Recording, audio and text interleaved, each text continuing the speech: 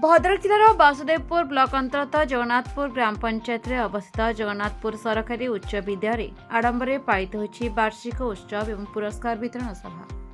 कार्यक्रम मुख्य आकर्षण थे प्रतिभाशाली छात्र छात्री माने। जगन्नाथपुर सरकारी उच्च विद्यालय परिसर बेस उत्साह और उल्लास अनुष्ठित होछि वार्षिक उत्सव एवं पुरस्कार वितरण सभा। विभिन्न प्रकार शिक्षा क्रीड़ा और सांस्कृतिक प्रतियोगिता सफलता अर्जन करथिबा छात्र छात्री मानकु अतिथि माने प्रमाणपत्र एवं ट्रॉफी प्रदान कर सम्मानित करथिले। कार्यक्रम में मुख्य अतिथि भाव जोग देथिले श्रोता तपन कुमार द्विवेदी अतिरिक्त गोष्ठी शिक्षा अधिकारी बासुदेवपुर। मुख्य वक्ता भाव जोग देथिले श्रोता सुधांशु शेखर मिश्र।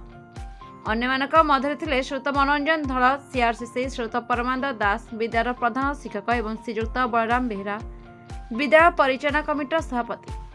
अतिथि माने तांका अभिभाषण में कहिथिले आज छात्र छात्री माने होछथि आगामी दिनर भविष्य।